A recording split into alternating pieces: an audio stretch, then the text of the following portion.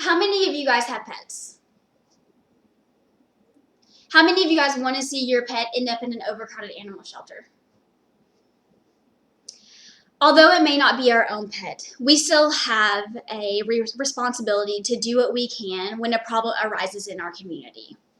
I've volunteered at the Fayetteville Animal Shelter several times over the past couple weeks, and I've noticed firsthand how bad this problem really is.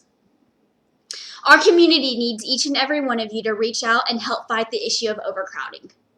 Everyone can be a part of the help by spaying or neutering your pets, volunteering your time, or considering becoming a foster parent. For the next 10 minutes or so, I'd like to talk to you about how serious the issue really is, put a plan into action, and then let you know what you can do to be a part of the help. I think people just assume that animal shelters are this great resource that goes out and tries to find these animals on the streets, takes them in, and gets them back to health, leaves them there for a couple of weeks or however long, and then just adopts them out to a new family. While the shelter does do things like this, they also do many other things, and they need help, as much help as they can possibly get. Overcrowding in animal shelters is a major problem not only in Northwest Arkansas, but all over. You guys have all seen the commercials with the really sad puppies behind the little jail bars, and all they want to do is just find a loving home to go home to. But did you ever stop and think that maybe that's how things really were? According to the NWA online webpage, which was last updated in 2011, the Rogers Animal Shelter was considerably over the number of cats and dogs it can comfortably hold for a whole year. Front desk worker Shannon Rankin was quoted that same year saying that the Fayetteville Animal Shelter was overcrowded and understaffed. The problem isn't just in Arkansas either. In an interview with KRQE News 13, animal shelter worker in New Mexico, Don Glass, stated that in 2011, they had taken in 600 transfer animals from around the surrounding shelters. Just the next year in 2012, in July, they had already taken in 625. They had 5 months left in the year. Overcrowding in animal shelters can cause added stress to the animals and to the workers, and it could cause illnesses that could have been avoided altogether. Whenever a new animal is brought into the shelter, the proper procedure is to take that animal and isolate it away in a room, away from all of the other animals until a vet can get to it to check out what kind of health it's in and then get it in better shape. Most of the time, unfortunately, and especially in overcrowded shelters, this doesn't happen.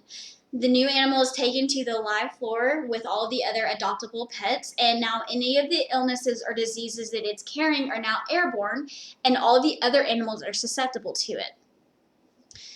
Some of those could include feline leukemia, parvo, distemper, kennel cough, ringworm, and that's just to name a few. It seems like anyone who decides that they don't want their pet anymore for whatever reason, because they're too much responsibility, or maybe they bark at the wrong time in the middle of the day, they feel like they can just pawn them off on the animal shelters because they know they have to take them in. That makes it really hard on the animal shelters, especially if they're a kill shelter. That leaves them with no other choice but to either transfer them to another shelter or to possibly euthanize them. So then why sit back and let this happen? Why not get out in your community and do something about it? Although we may never be able to completely prevent overcrowding, there are several steps that each one of us can take to help reduce the number of animals that are in shelters every day. The first and probably the most important thing that you can do is get your pets spayed or neutered. Spaying and neutering your pets helps eliminate not only just the general number of animals out there, but the number of animals that are on the street every single day. According to vetinfo.com, which was last updated in 2012, the average cat has anywhere to 2 to 5 kittens per litter, depending on the health and the age of the mother. When you take into consideration that a cat can have several litters per year, that's a lot of kittens, and it goes up really, really high. So that kind of gives you an idea just how many new animals are being put onto the streets, and maybe animals that don't have homes in the first place. You can get your pet spayed or neutered at just about any kind of vet clinic in your town. Most clinics charge around the same price, but I went online to Spay Arkansas's webpage just to kind of get a ballpark figure for you guys. These prices were last updated in 2012, and after a phone call to the clinic, I verified that they are in fact the same. You can get your cat spayed or neutered for only $30, and you can get your dog spayed or neutered starting at $45, going up to $55, and then up past that, just depending on the weight of your dog. Another thing that you can do is to volunteer your time. Whenever you volunteer at an animal shelter, this helps socialize the pets. The more people that a puppy can come into contact with whenever it's young, the better social skills that it'll have as an adult. Nobody wants to get, a dog that's going to freak out every time that you have a visitor come over, or jump all over them, that kind of thing. And the more people that we can have volunteer come in, the better chances are that it won't be like that. To volunteer at the Fayetteville Animal Shelter, you'll have to call ahead and get signed up for their class. This class is just a general class going over the do's and don'ts of volunteering, kind of showing you around the office, and depending on what day you volunteer, they go over different activities for that day. The third thing that you can do to help reduce this number is to think about becoming a foster parent. Whenever you become a foster parent, you are taking an animal that is either too young or too old to survive in a shelter by themselves. So whenever you foster, you can choose which kind of animal you want to foster and how many you can.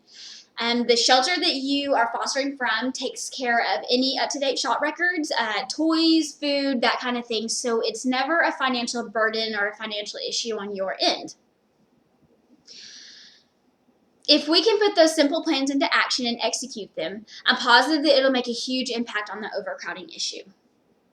Not only do these small steps help our big problem, but they also have extra benefits as well. According to the Animal Health Foundation blog, which was last updated on June 25th, 2012, one of the primary benefits for spaying female cats and dogs is the prevention of mammary cancer. If a dog gets spayed or neutered before her first heat, she has a 0% chance of developing mammary cancer later on in life. Neutering your male cats and dogs helps to prevent testicular cancer, as well as reducing the urine markings in your house, aggression towards other cats or dogs, or territorial issues. So Spay Tulsa is a nonprofit organization out of Oklahoma that works closely with animal shelters, and they do a lot of great things for them. They had an event earlier this year where you could bring your cat out to get them spayed or neutered, and they would actually pay you $5. I think that this is a fantastic way to get everybody involved in the community to actually get out and do what they say they're going to do. I feel like time is a very valuable thing these days. I feel like people don't want to volunteer because they feel like they're going to have to either join a club or get on the board of some sort, or donate a whole bunch of money, that kind of thing, when in reality it's just a little bit of your extra time.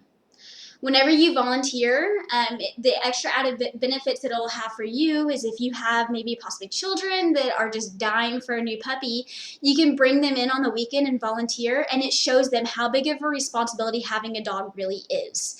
If you don't have children, it could be a great bonding experience. My boyfriend actually went with me whenever I volunteered for this class, and it brought me closer to him, seeing him one-on-one with something that I felt so strongly about. So whenever you foster a pet, not only are you doing the shelter a huge favor, but you're doing yourself and your foster pet a favor too. If you have other pets, whenever you foster one, it could help socialize them both or work on aggression issues. Our community needs each and every one of you to reach out and help fight this issue. Everyone can be a part of the help by spaying or neutering your pets, volunteering your time, or considering becoming a foster parent.